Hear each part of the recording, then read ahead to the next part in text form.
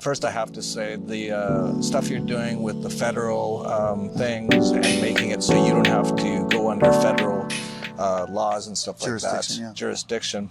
That's all great with my philosophy, with me, everything, you know, Sure. because I see it all as being completely illegitimate to begin with.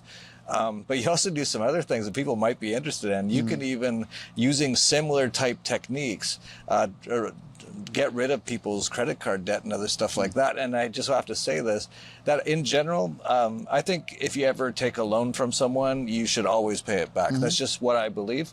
But I will make an exception for like banks in the U.S. today. They are so criminal, and you can talk about it in a different way. But this is just my perspective.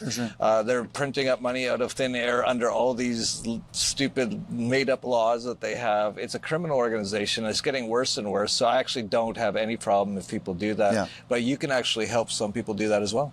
Well, we feel that it's your patriotic duty to discharge or eliminate your relationship with the central banks.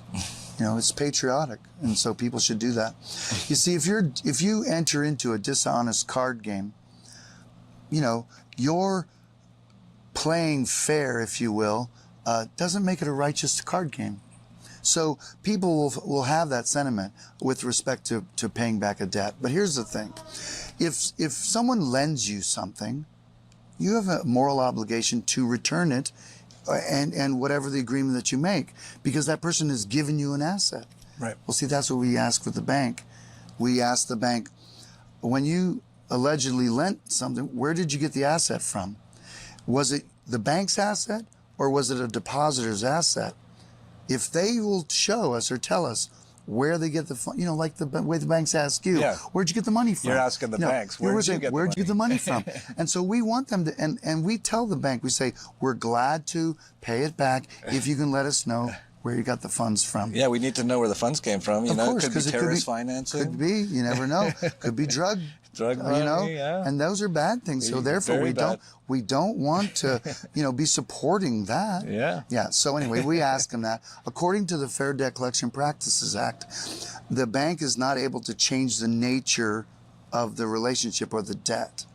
So we ask the bank to disclose contracts, all wedding signature, things like that, and where the asset came from. Was it a bank asset or a depositor's asset?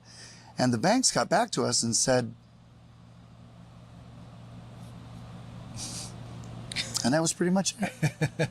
So they're not, because you know how fiat currency works, right? Of course. So they just open up a ledger and then extend credit to you, and now you have credit, and so that's the obligation. So usually the bank doesn't respond, and after 30 days we put the bank in default.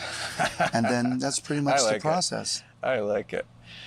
Wow. So there you go. If you're living in the U.S., it's very possible. I don't know what that term is. Oh, yeah, sorry. If you're living in America. I have to, or you know, but if you're living in that place States, north of here that they call these various names. America or something. You know, America, it's very possible that you have been kind of like made some mistakes and you've filed the wrong paperwork in the past. You can correct that paperwork and you don't have to continue to send your money to those people. And if you even have credit card debt, you could even work with Christopher and possibly ask the bank because, you know, you need to know where the funds come from. You have to. Nowadays, everyone asks everyone. You know, you have to know, like, and if they can't answer, well, they're in default basically on that. So then you can get out of credit card debt. So that's great. So I have to just say that I've heard about various schemes over the years, and some are more detailed and some are less. And I've stayed away from them because I've always been wanting to be careful that I don't put people in the wrong spot. Yes. But after I found out that people in our Vigilante Insiders Club, which are like some of our top vigilante people, very smart people, they've already gone through the process and are very happy with it. And then to meet you here at Anarchapulco and hear exactly how you do it, and it all makes perfect sense. I decided it was time to let people know about something like this. So you're the first one I've really kind of like had on and interviewed about these things. I'll say this to the audience, if you have any problems, I definitely want to hear about it. But so far, I've never heard of anyone having any problems. And so until I do, I'll continue to tell people if they live up north there that if they want to do these things, I'll send them over to you at, what is it, destinationfreedom.org? That's right. That's great. We'll have the links down below. First, I have to